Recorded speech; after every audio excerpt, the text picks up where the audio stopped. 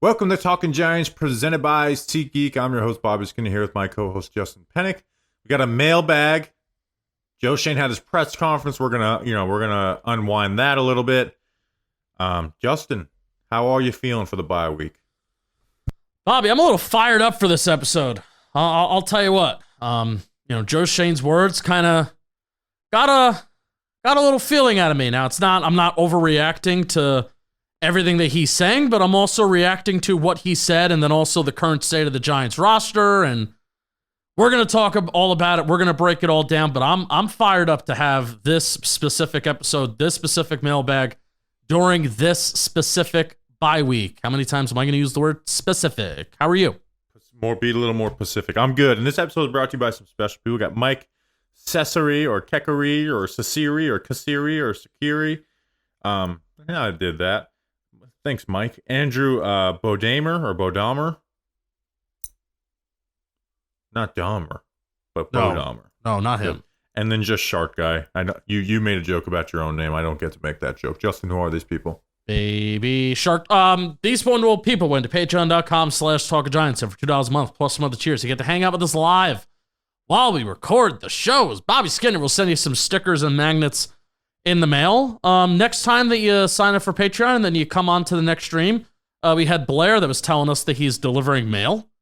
He's delivering mail during this stream right now.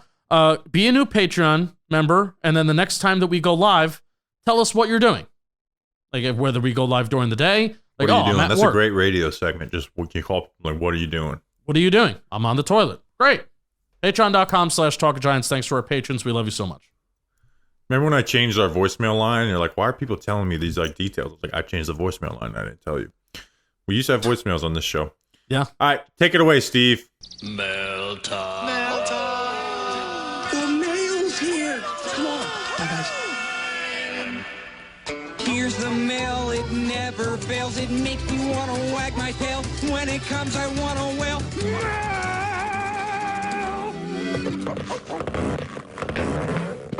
Thanks, Steve from Blues Clues. Justin, let's get into the mail. Angry Yodel had Angry Yodel. What does that sound like? Joe Schoen, he asked. Joe Schoen said they're a QB away. What is your assessment of what they're a QB away from with their current roster, assuming the new QB is above average to good? Bobby Skinner, I'll add one thing. Angry Yodel, I respect your question. It's a very, very good question. We're going to talk a lot about it. But with all due respect to you and also a lot of other Giants fans that are saying that Joe Schoen said this, Joe Schoen, in fact, did not say the Giants were a QB away. He did in fact infer on it. He basically said it without saying it. He said that we're close, and that's probably the better phrase to use. Basically, like we got to figure out a way to finish games and all that. So let's unpack the press conference a lot, because this was the most I was paying attention to a Joe Schoen press conference since his opening one. Probably a little more because we're all fired up. The team's 2-8. It's year 3. Yeah. The first thing I want to say is, I hope a lot of what he was saying was him just trying to not be hat in hand, like, oh, we're so awful. I've done such a bad job. Yes. I want to start off with that because I think I'm going to be a little bit more fired. I don't mean to cut you off, but I'm going to be a little bit more fired up this episode than you are. I want to start off by saying that the things that we're going to react to and the things that I have to say, at least myself, that I have to say this episode, I understand it's just Joe Schoen speaking and Joe Schoen talking, and Joe Schoen feels like he needs to defend his track record, defend the team that he's put out there. He said multiple times that we're 2-8 and nobody's happy about that. So I am just hoping that the stuff that was said during this press conference is not, and I am hoping it is not reflecting the current process and thought process that is happening within that building right now. I hope. So now here's what I think is they think they are a quarterback away, which is not necessarily a lie. What I disagree with is that they're close, right? And it's like, oh, just for the QB, everything would be good, right? Mentioned, we've lost a lot of one-score games, but he also like kind of messed himself up there where he said like, yeah, we've had the most there's been the most one-score games in NFL history this year. It's like, okay, then that shouldn't be something you're hanging your hat on if everybody's losing close. And you're 2-8. I would expect you to have more types of a single loss than anybody in the NFL because you have the most losses in the NFL. And they're also very bad in point differential as well. I also want to talk about one-score games before we break. Like, never talk to me about like losing one score games. Like you losing losses in one score games just to justify anything is done. Like, yes, a good QB can mask a bad roster and win you games, with a good play caller like Brandon Devito. But like, let's look at the roster and stop, sliding in a QB1 that we don't know exists. You assume so much when you do that, right?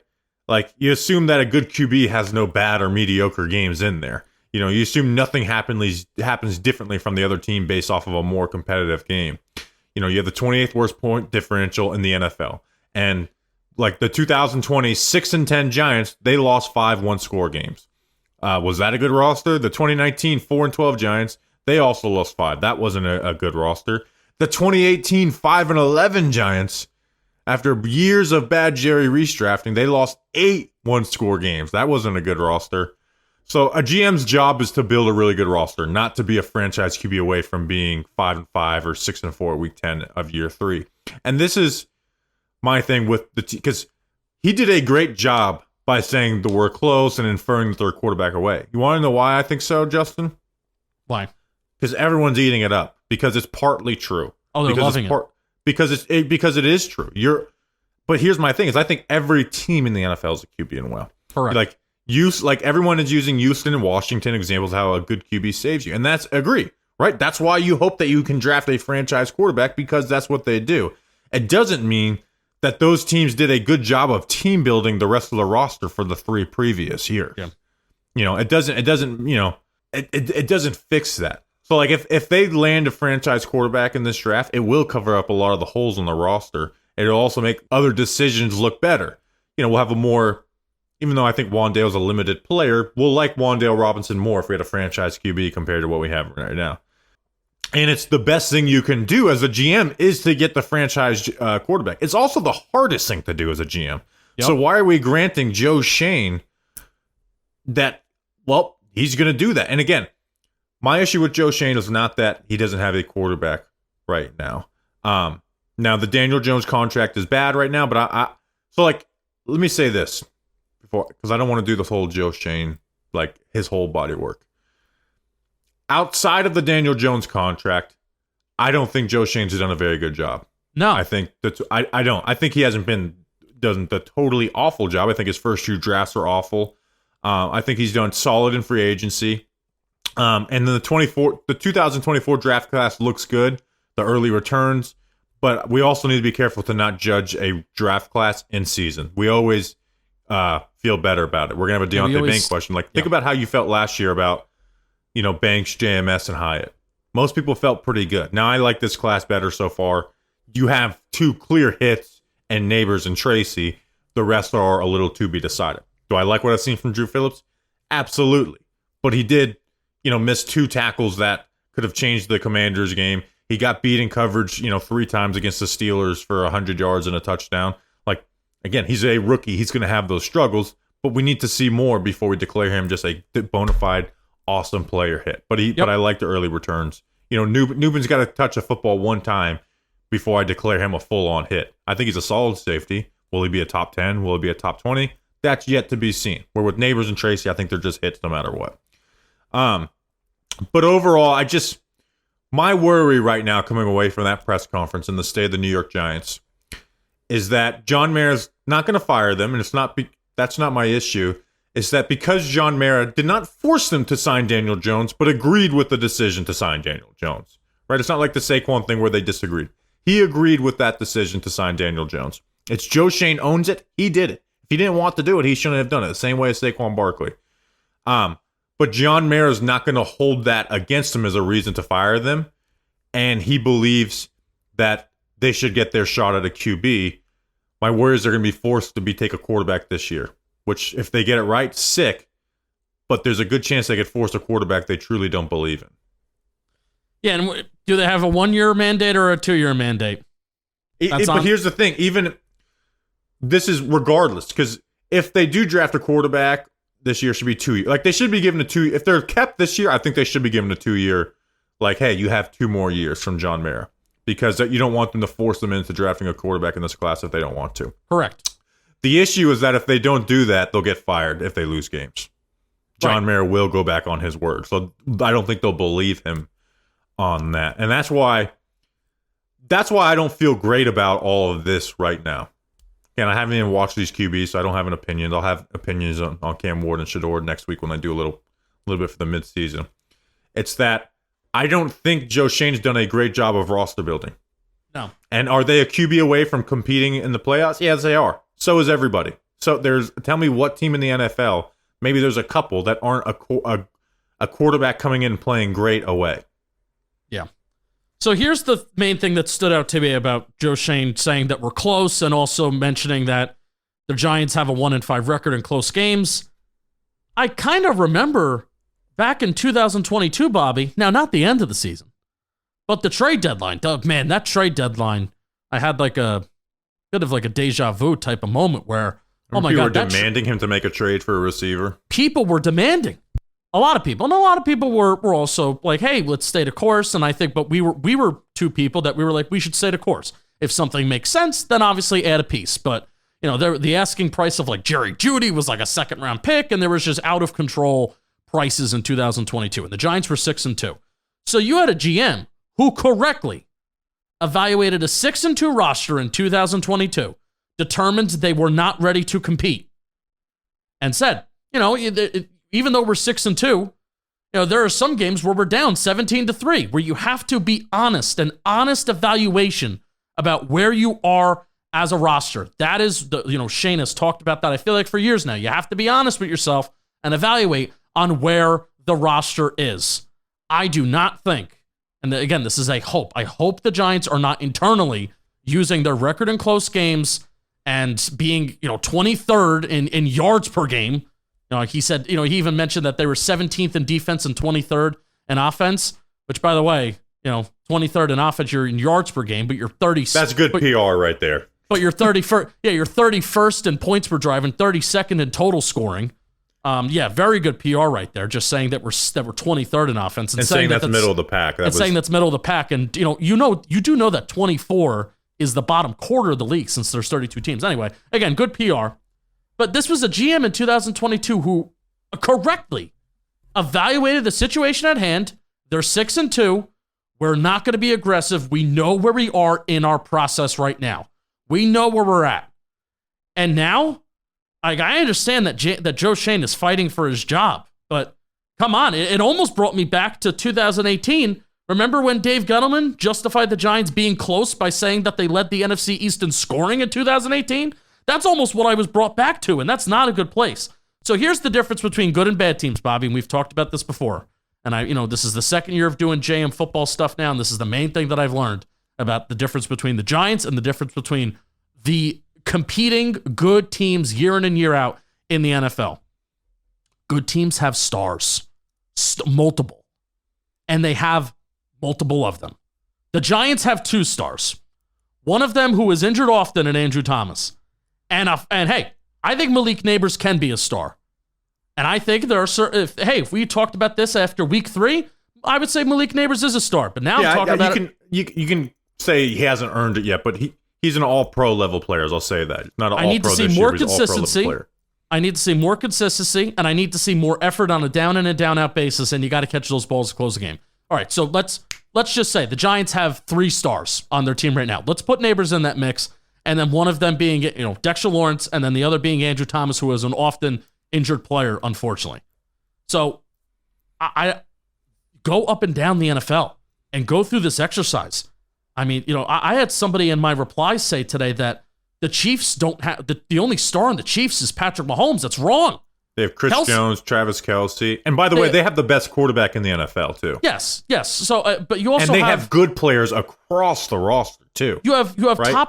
top 3 of the interior offensive line, who, if we were to do an all-pro team, spoiler alert next week, Bobby, I think I'm putting the Chiefs left guard to right guard as an all-pro right now. You have Chris Creed Jones. Humphrey and Joe Thuney are clear cut. Yeah. So, I mean, Chris Jones is top 2 at his position. You have Travis Kelce, maybe not this year, but he is that guy. And again, you have the best quarterback in the NFL. You have one of the maybe the best head coach in the NFL, and they're actually, I think, one of the least star-studded teams at the top of the NFL right now. But they have so many good players across the road. Like their defense, Tell me which player in their defense is bad. You know what I mean? Yeah, but still, like I consider like McDuffie to be a star, Bolton to be a star. Let's pick another random team. Like let's go with the Texans. We use the Texans as an example of C.J. Stroud turned around that roster, right? So Stroud is a star, but you also have Laramie Tunsil. You also have Diggs. You also have Collins, who Collins was already there. You also have Will Anderson, who they drafted, and you also have Derek Stingley, who they drafted. Donnell Hunter is a guy that they went out and got in free agency. I mean, let's use the Ravens. Lamar, Henry, Ronnie Stanley is having a star type of year. Kyle Van Noy, whether you like it or not, has been a star the last 2 years. But he's not a star, though. Okay, then we'll take him off the list. He's not a star. Take him off the list. You have Smith, the interior linebacker. You have Kyle Hamilton, and you have Humphrey. So that's 3 just on the defensive side of the ball. That's 6 in total for them. Here's Lions. the thing. If you're calling Humphrey a star, you got to call Burns the star. Marlon Humphrey? Yeah. I think there's a lot of... I would consider top 10 in your position. Is Brian Burns a top 10 edge rusher in the NFL? No, I don't think Humphrey's a top 10 corner, though. Okay, there's some lists. Maybe once was at some point. I don't think he is anymore. All right, but again, I think it's semantics. Because then it brings 6 down to 5. They also have a bad defense right now because they lost a lot of guys. It brings 6 down to 5. But my point is that the Giants have one definite star, another one who's hurt, and then another Malik Neighbors who's been inconsistent. So and you compare it to the other teams around the NFL, and I think the Commanders are the only exception at this because the Commanders are so early in their rebuild. And I think the Commanders are eventually there's going to be a team that I think will figure out the Commanders, and I don't know how much they're going to succeed in the playoffs. Well, they've lost versus the good teams they played too. Look up and down the NFL. There are stars. There are stars. And the Giants do not have stars. You have good players that, like, again, that's why I've done the name the top 10 Giants exercise, right? Name the top 10 Giants. And how do you feel about them? This is not a good top 10 one. And then you go beyond that. It's like, okay, but who did Joe Shane bring in? So that is what, when I say I don't think Joe Shane's done a good job, as I don't think he's brought in enough good players with the resources that he's had. And you could say all that you want, and I agree. Daniel Jones has been awful. Daniel Jones has been bad. Yeah. I wholeheartedly agree. But the whole point of this year was that the Giants shouldn't be 2-8 and currently hold the 2nd overall pick in the NFL draft if the rest of the roster is where it kind of needed to be. That was the whole point of this year. We knew that two draft classes were duds. We knew that quarterback was going to hold this team back. We knew it heading into this year. And maybe Jones would have surprised a little bit. But we all knew that Jones was going to be done this year. We all knew it. The rest of the roster should not be this bad to the point. Daniel Jones is not the sole reason why the Giants have the 2nd overall pick in next year's draft. And if you think that is the only reason why the Giants have the 2nd overall pick of the draft, I think you're going to get a reality check because the Giants are not that close. Can they get a franchise quarterback that could just change everything like Bobby said? Absolutely. And I'm praying for that, man. I'm praying for our Jaden Daniels. I'm praying for our CJ Stroud. But then also just snapping your fingers and hoping that's going to happen. That's the hardest thing to do in all sports. The Jets have been trying to do it for 60 years. The Colts have such great process. They've been trying to do it ever since Andrew Luck and Peyton Manning. It's like they're cursed. They can't find anything. The hardest thing to do in sports is find a quarterback that could get you 10, 15 years, that could get you through Super Bowls. And you can't just snap your fingers and make it happen. Well, here's the argument against that. I hope it does. Here's the argument that's going to be made against that, because I agree with you on everything. Is that, well, it's not about getting a top 5 QB. It's like if you had just an average quarterback in here and they'd be winning all these one-score games. That takes a lot of assumption. You know what average quarterbacks do? They have bad games. Good quarterbacks have bad games. Average quarterbacks have more. Also, it's just, you have to look at, like, again, like, they have bad games, and they've gotten average QB play in a handful of games. They've only gotten above average QB play in the Seahawks game. They got average QB play in both the Commanders games and the Browns game. And then they've got a below average in the Vikings, the Steelers, the Panthers, I think was his worst game considering the opponent. And then, whatever the Cowboys game, the Bengals game, they get below average quarterback play in those games. So you're just assuming a lot. But I will say, it was a great line for them because people are 100% buying this. They are buying it. But my overall issue with Joe Shane is not that he doesn't have a quarterback. It's really not. Because it's like, all right, what have been the answers? Let's say they don't sign Daniel Jones. Who's our quarterback right now? I don't know. Exactly, right? I don't the know. only one, unless you love JJ McCarthy, and I'm not changing my stance on what I thought JJ McCarthy is. Do one thing in the NFL before I go back on that. Is that like that's really it? Because the only other answer would be like to take JJ McCarthy or Michael Penix. Again, both guys who haven't played. Yeah. Bo Nix has had some good moments. I don't think anyone's craving Bo Nix on this team over Malik Neighbors. So I don't disagree with that. And again, it's just that's my worry is I don't think that Joe Shane thinks this roster is great and he's done a great job. I think he's got to defend his record a little bit when he's on this bye week press conference because the heat was going to come at him. Yeah. But you want to know what? My worry is that there has to be a better way to do it. Yes. Yeah. You're worried about that. This is my biggest. They're going to spam it. It's that he will take a quarterback that, and again, right now you have the second pick, so you may have your dealer's choice, and maybe there's a franchise you haven't watched them. But most people say it's not, and as much as we try and will into existence, the classes that are called the Kenny Pickett, Malik Willis classes usually end up with bad quarterbacks. But again, I want to judge these guys for myself instead of and not go off of other people. Right. Is what happens if they win two more? What happens if they end up with the fourth pick? You know what I mean? Like, are they going to force Jalen Milroe again? I'm just filling in names. That's my worry is that they will take a quarterback. Like, would they take JJ? Okay, let me put it this way because this is a quarterback I have judged. Let's say they have the second pick. JJ McCarthy stays in school. He's the exact same player. Would they take him this year? I believe they would, and that's my worry. It's because they didn't believe in him to take him last year. Would they do it this year to save their jobs? That's my worry. Yeah, right. Regardless of what you think about JJ McCarthy, they did not deem him a franchise quarterback. Yeah. So would they draft the same player a year later? That is my worry right now. Not that they take a quarterback. It's that they take a quarterback just for the sake of taking a quarterback, which I think is a place where a lot of the fan base is, which is fine. I understand that from the fan base. That should not be a place where a GM ever is. All right, Bobby, before we keep going, let's and if he built a better roster, I wouldn't worry about it because he would have like, hey, again, and this is why I did my draft day speech and I reposted it Sunday night. It was for this moment because my issue is not that he didn't get a quarterback. My issue, I don't think he's done a good job of building the roster, and I think they're partly close because of the leftovers from the last guys. And the one thing I really like that Joe Shane done is he patched up this offensive line in free agency to go with Andrew Thomas after he whiffed on every offensive line pick, essentially. Right. All right, Bobby, before we keep going, let's hear about Blitzball Battle 5. Today's episode is brought to you by Blitz Battle 5. We got a new episode dropping soon and a new game. Here's a sneak peek at it.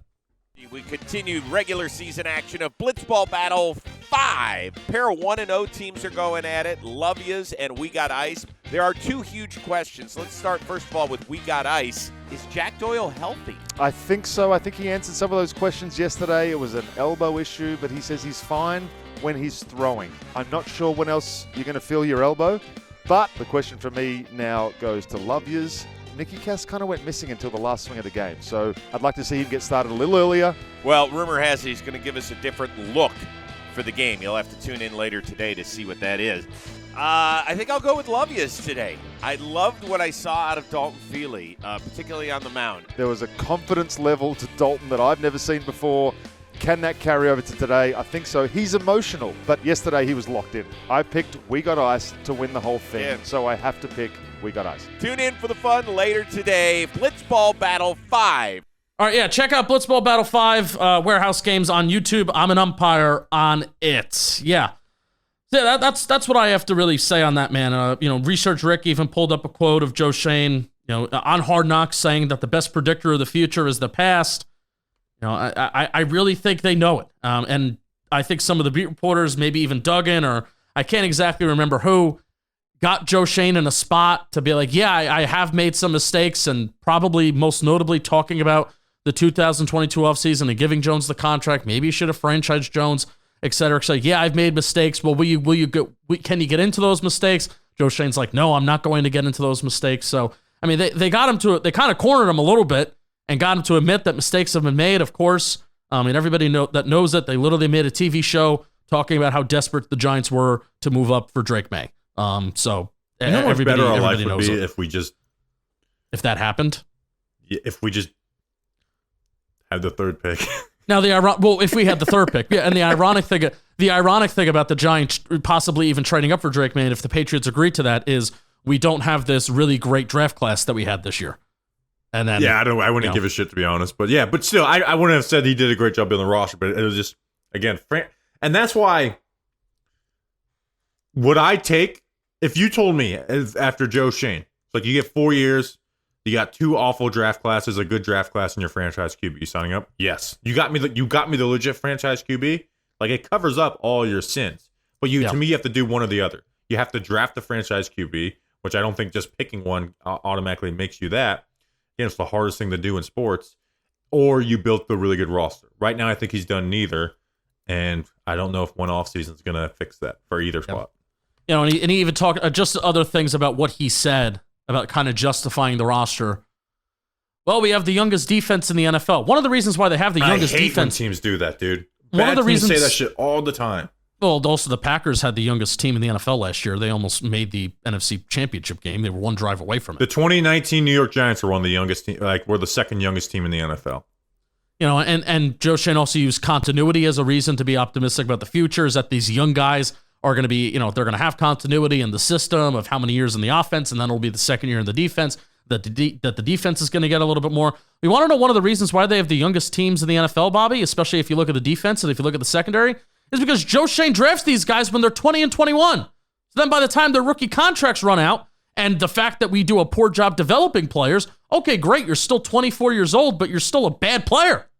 Yeah, that's just what happens when you're not a good team. You don't have like established vets. So, hey, and again, it's good to be young, but it's not a reason for just being young is optimistic.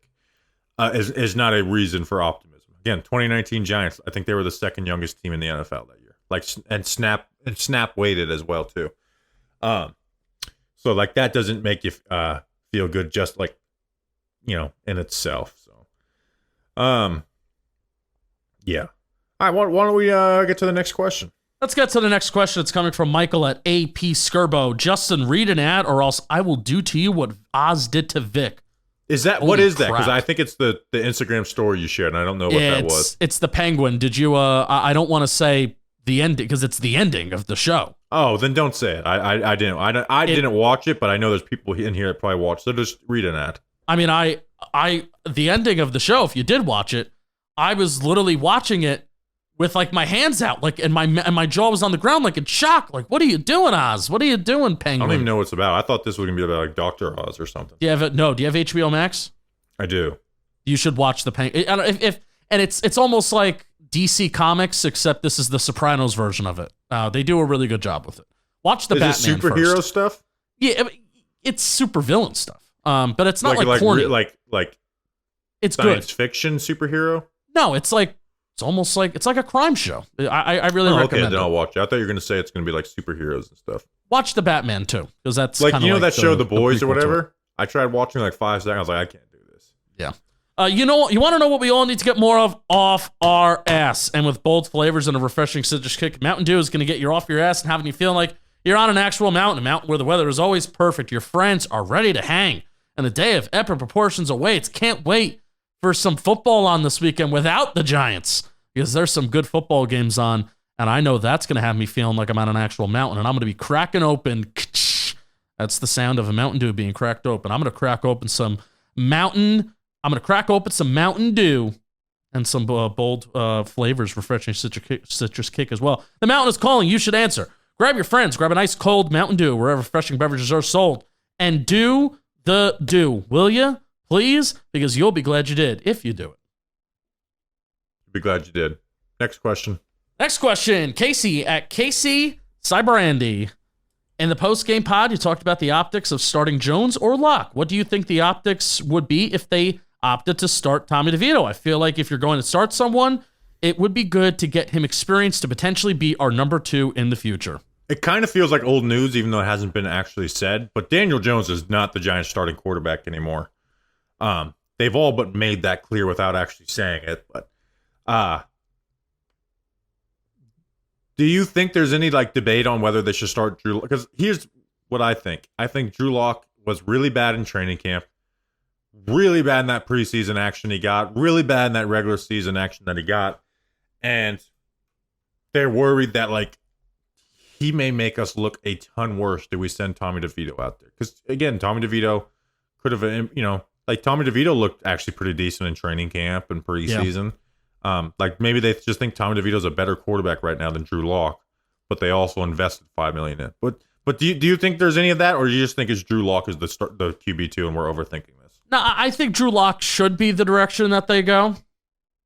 Why would you go out and pay a backup quarterback if truly you don't think that he could? But obviously, maybe. But he's been bad since he got there. Yeah. And then, so here's my hunch. But here's the thing: is everyone has lost their mind about like would they do more? It's like, again, who are like? There's no such thing as a good backup QB. Really, the only thing if you want to hit him on is the Russ Wilson thing. So here's my hunch, even though I have a lot of thoughts on that too. Here's my hunch. I think that they do go with DeVito. And if it's not DeVito now, we will see DeVito sooner rather than later. Because they did it last year. They opted with, now it was Tyrod first, and then Tyrod gets hurt, and then DeVito. But they had a decision to make. Are we going to stick with Tommy DeVito or go with Tyrod Taylor? And I think it was for that Saints game. So they had a decision at one point last year, and they went with Tommy DeVito. And I do think they may opt with DeVito again. They had a similar choice last year, and that was really without seeing. It was kind of without seeing DeVito. No, but he didn't even have the Packers game yet either. By the way, he had just won 2 games in a row against the Commanders, and then the Patriots, where they scored 10 points. Those were awful games. And the Commanders was all right. They didn't even see their good game. Like the one game where I think Tommy DeVito just actually played really well was the Packers. It was the Packers game. We'll go back and look at the Commanders' stats and look good game, but you forget that they turned over the ball 6 times, and the Commanders were playing the run so heavy that play action had guys with no one within 20 yards of them. Yeah, also the most undisciplined defense ever. It was it was unbelievable.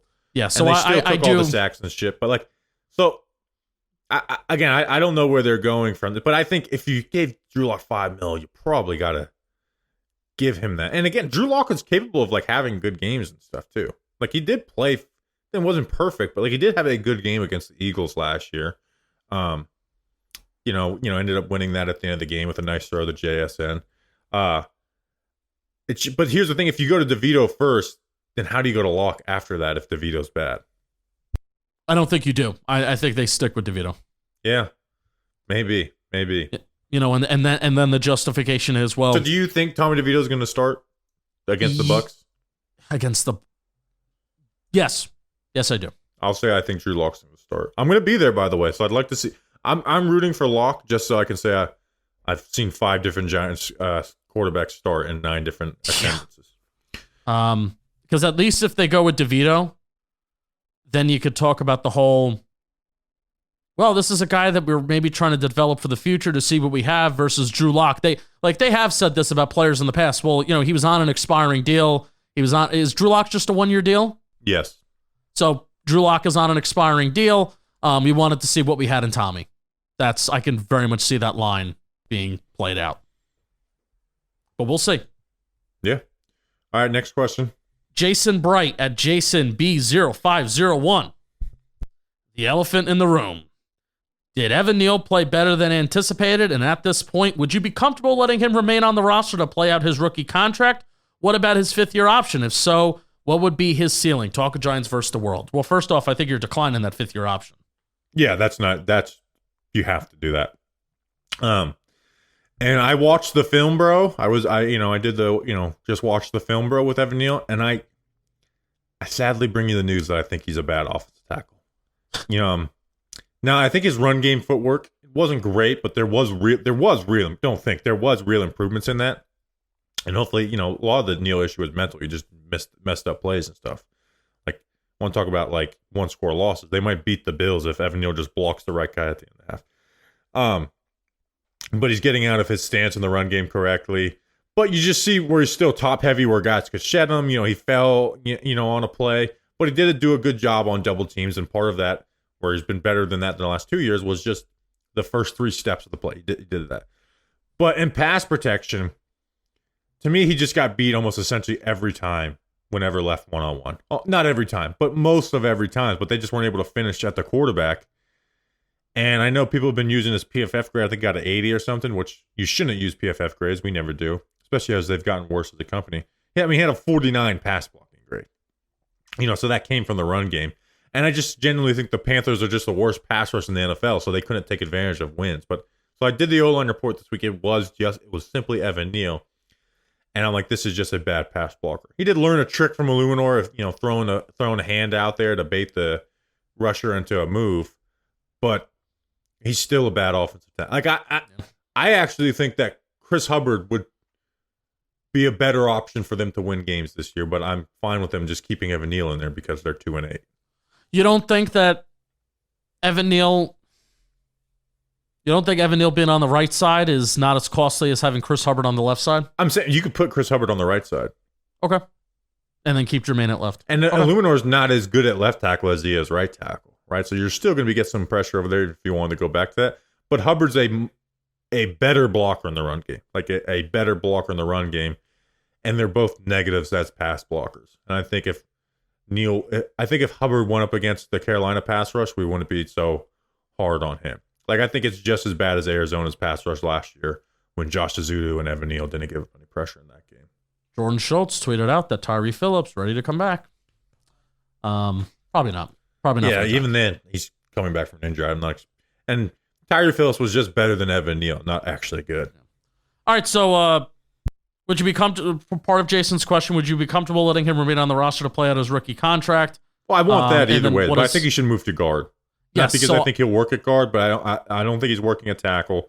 Not even as your first backup, but I think if you can try and salvage something out of him at guard, because if he's got hands on the pass rusher and they don't kill him with momentum or a pass rush move, he can do a solid enough job. So I would try him at guard. And you can get away. I think you can get away a little bit more with balance issues at guard than tackle, where being such an athletic specimen at tackle is so important. Absolutely, you get way more double team opportunities in the run game, which he's been good at. Help. It's I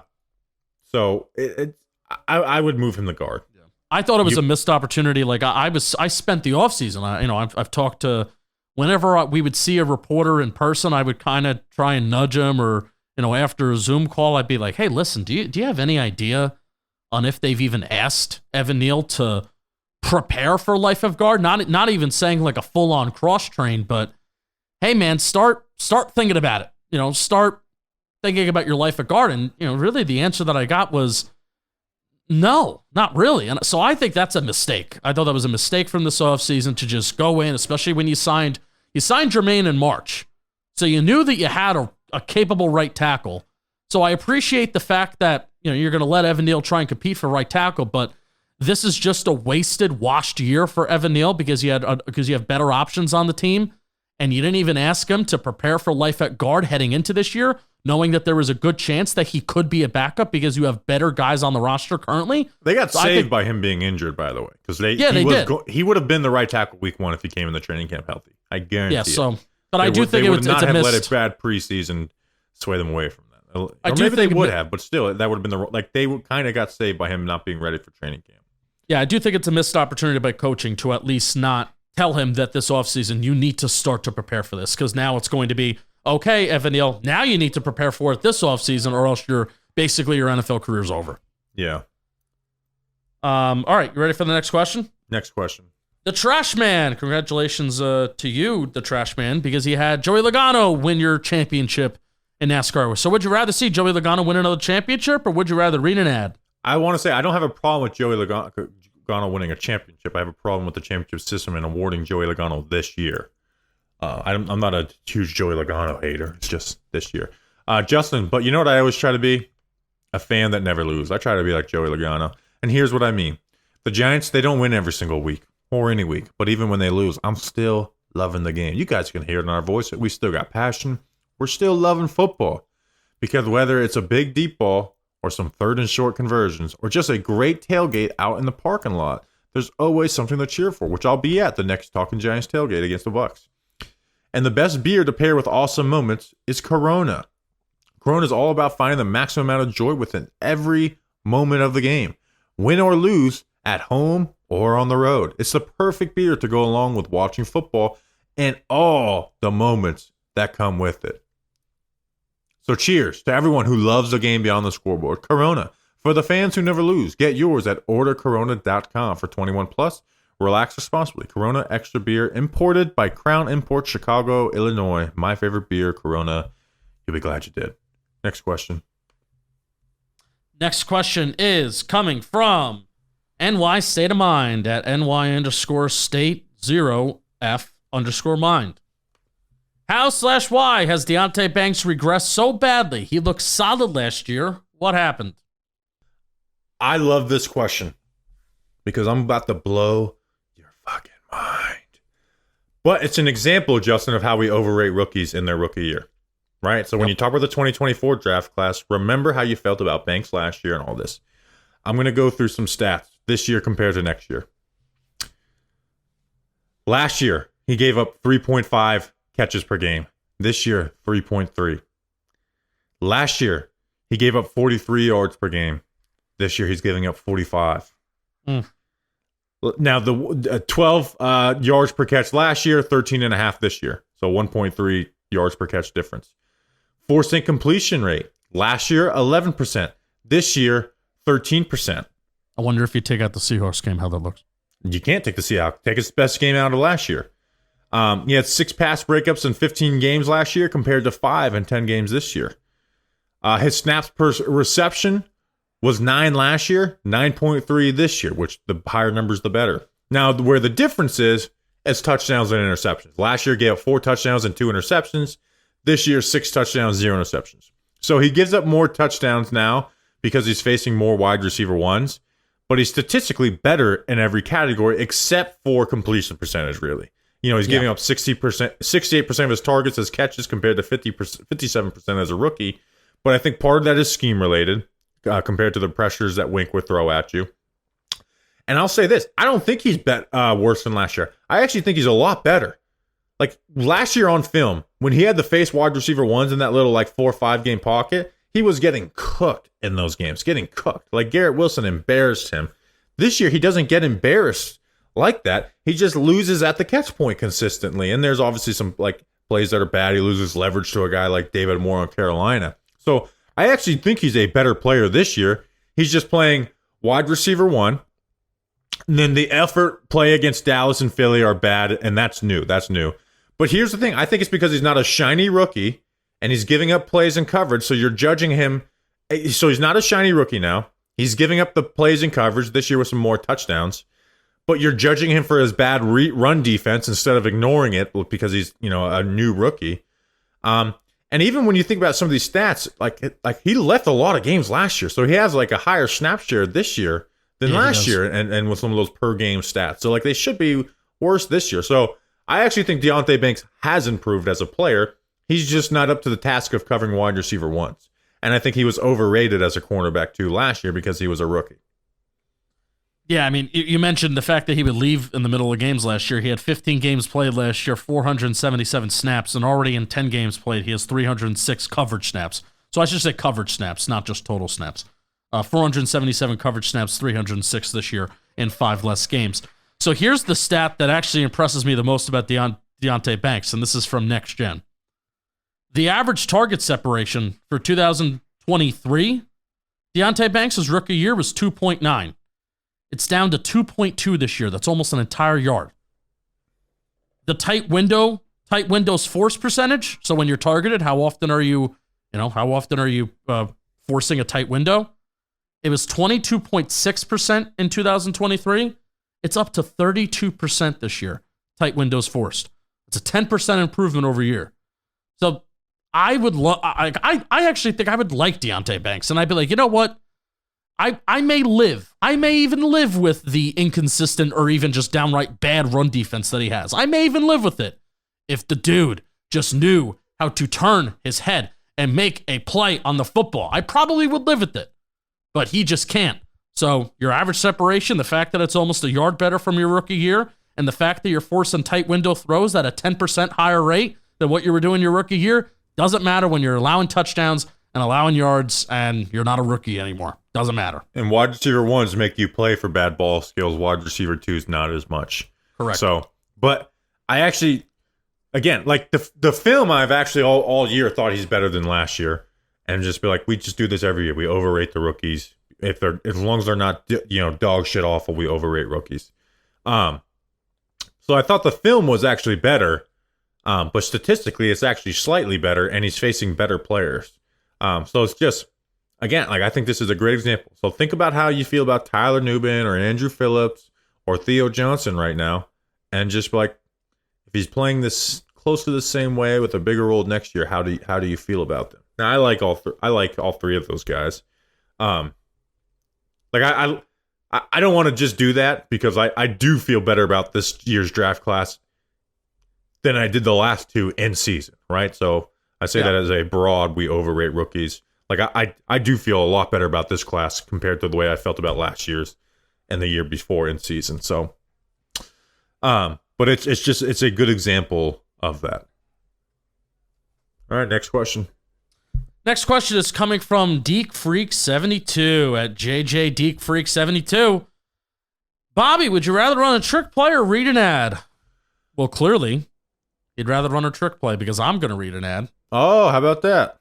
How about that, even though you hate trick plays? Oh, boy. This episode is brought to you by Captain Morgan. Every single show this year brought to you by Captain Morgan, the official spice rum sponsor of the NFL. Legends start when you follow the captain, and this season you could score with the legendary drop. New read and something to pay attention to, people. On November 22nd, you can unlock the most legendary collab of the season, created by Captain Morgan, Super Bowl icon Victor Cruz, and streetwear visionary Kid Super. Get ready for a one-of-a-kind collab you won't want to miss. Fans 21 plus can head to followthecaptain.com to learn more and snag yours when it unlocks on November 22nd. You know that Victor Cruz. He's a fashionable guy. That's followthecaptain.com. And the legend starts when you follow the captain. There is no purchase necessary. US 21 plus, 25 plus for the grand prize. Ends March 5th, 2025, subject to drawing deadlines for specific prizes, subject to rules at www.captainmorgan.com/followthecaptain. Sponsor Diego Americas Incorporated, New York, New York. Captain Morgan Original Spice Rum, 35% alcohol by volume. Captain Morgan Rum Company in New York, New York. Drink responsibly. It's the captain's orders. You will be glad you did. Be glad you did. Next question is coming from the Football Grump. Hey, Football Grump, at football_grump. Can't wait for the Senior Bowl. Because of the injury clause, do the Giants elevate Devito to be the backup and relegate Daniel Jones to ad reading duties? How about that? How about that? I think we're done with ads, though. Oh, yeah, because you just did the Blitzball ad without asking the ad question. I did it at the top because I wanted to do it closer to the top. So, yeah, do you actually want to answer that question, though? Like, wait, we did all the ads? Yeah, I think we did 4 because I did Mountain Dew, Captain Morgan. I did Corona. Blitzball and Corona, yeah. Let's just add a 5th ad for fun. No, what was the question? Wait, just next question, right? The question was related to the Giants elevating Devito to be the backup and relegating Daniel Jones. No, I think you kind of have to do that. Now, here's another thing, Justin. I don't know if you heard anything. I've not, but I did think about this. Would they do the Russell Wilson and ask Daniel Jones to take a pay cut and be like, you keep your starting job, but here's the thing, they're benching DJ. Well, or no, would they ask him to lift not take a pay cut, lift the injury guarantee to be the backup? Well, then he would say no. Yeah. Never mind. It was a stupid thought. I was thinking it was a starter, but they've already decided that he's not starting. So never mind. I'm an idiot. All right, move on. Ignore all of that. If his agency was the one to say, our asking price is going to start at $48 million. Hell no, he ain't taking a fucking pay cut. Yeah. That was Doug really stupid Fresh. by me. Don't ignore all of it. It never happened. That's okay. I kind of do eventually want to talk about the whole. We have a little bit of time. I have some thoughts on this whole Russell Wilson thing. Yeah, say it. Fuck it. You know what? All right, here's a question by Justin Pennick. What are your thoughts about everybody saying that the Giants should have signed Russell Wilson and now giving him more of a shot, blah, blah, blah, blah, blah. 4 weeks ago, before, whenever Russell Wilson took the job, was anybody saying, did anybody have this point just a month ago about Russell Wilson? No, they were crying because they were starting him over Justin Fields. But my point is, Russell Wilson Justin Fields is winning with his legs. I mean, what did he have? 25 touchdown passes last year? I mean, sure, but he is better than Drew Lock. No, he is. He is. But and we knew that we knew that before that all happened. But you also have to understand, Justin Fields had 26 passing touchdowns last year, 8 interceptions, 1.8 interception rate, pretty good. He had a pretty good statistical year. Can I say something too? The people who like to preach big picture sure are concerned with the short term for having a 1-year quarterback to make this year better. What was Russell Wilson going to accomplish? We'd be 5-5 maybe. He's better than Drew Lock. Yeah. Yes, but also there's a reason why. There's a reason why Russell Wilson is starting for the Pittsburgh Steelers. Here's the thing: they were trying to trade up in the draft. Yes. So what if they were? So you have Russell Wilson, Daniel Jones, and a quarterback you drafted up for, or traded up for. But also, what was everybody's opinion of Russell Wilson before he started playing better for the Pittsburgh Steelers this year? But here's the thing: you paid Drew Lock $5 million, and Russ. Now again, Russ wanted like a not just Russ an wanted to opportunity play. start. He said, Yes. "I want to be the starter." Like that's what he was told in Pittsburgh, and then he got injured. Like Russ wanted to play. Fields didn't start because Russell Wilson was a starter because he was told he was a starter by Pittsburgh. You're not. I'm sorry. Which I guess in hindsight you could say, well, they should have done that. Well, but my issue you're is not actually gonna pay- more not paying, and I don't like Jameis is not good. He's just funny. But I would have rather paid Jameis what he got, which is $1.5 million compared to Drew Lock $5 million. You're not going to pay, regardless of what you think about Daniel Jones, regardless if you think Daniel Jones is the worst person and the worst quarterback on planet Earth and blah, blah, blah, blah, blah. The Giants are not going to pay Daniel Jones $40 million, regardless of what you or they think of him. They're not going to pay him $40 million and then also bring Russell Wilson in here and tell him that he has a good chance to play. They're not going to do that. And also, last time I checked, there were 31 other NFL teams that have an opportunity to bring in Russell Wilson, or even all these QB needy teams that have an opportunity to bring in Russell Wilson, but there's a certain level of baggage that did come with Russell Wilson, that he's kind of a weird dude. Maybe he turns off the locker room. Those were things that were going around. And that even with the Broncos, despite having such a statistically good year, that they were willing to tell him to go, kick grass, kiss whatever, or eat grass, whatever the whole phrase is. Kick rocks. Thank you. So I don't know, man. I think it's revisionist history. I think it's the fact that Russell Wilson is now on the Pittsburgh Steelers, which, by the way, a team with stars, a very well coached team, a team that I think is flawed, a team that I think will get beat in the playoffs at some point, but is playing good football right now. And now it's revisionist history of, oh, well, the Giants should have done it. What was the thought process of Russell Wilson as a QB heading into this year? He was a pariah. There was a lot of QB hungry people that did want Russ Wilson in the moment, though. I will say that. Yeah, you weren't. But here's the thing: I'm worked up about long term. I'm not. Yeah. I'm not worked up about how they got through with their quarterback competition this year. Yeah, it's a Twitter talking point that I'm like, I think it's revisionist history. That's because now people are way more upset about it now that he's starting to play well. You weren't going to tell Daniel Jones paying him $40 million that, and you also weren't going to tell Russell Wilson that he would have a legit shot to play while paying another quarterback $40 million. You weren't going to do that. Yeah, but people are angry that they wouldn't do that. Yeah. Okay, then be angry about it. Dougie Fresh. that's there you go. We started Dougie Fresh 86. Scrap that whole part of the podcast out. Dougie Fresh 86. No, you don't have to, Jeff. Dougie Fresh 86. Has Kayvon's absence been the reason for worse run defense or just a coincidence? It's a coincidence. This was my worry going into the Eagles game, coming out of that, because their rushing defense was not bad those 4 games, Justin, is that they play from light box. Now, they should actually stack the box a lot more in these matchups. So, Bowen, but they still play from light boxes a good amount. Here's the issues. They can't take Dex off the field because the other defensive tackles aren't very good. And even with Dex on the field, the other defensive tackles aren't great. The edges aren't good run defenders, and Brian Burns can be, but he guesses sometimes, and that'll leave you vulnerable to a big run. Okereke is second guessing, and he doesn't have a lot of confidence in the system. The DBs give up big runs, right? Their biggest run of the game last week was because Deontay Banks was a dumbass.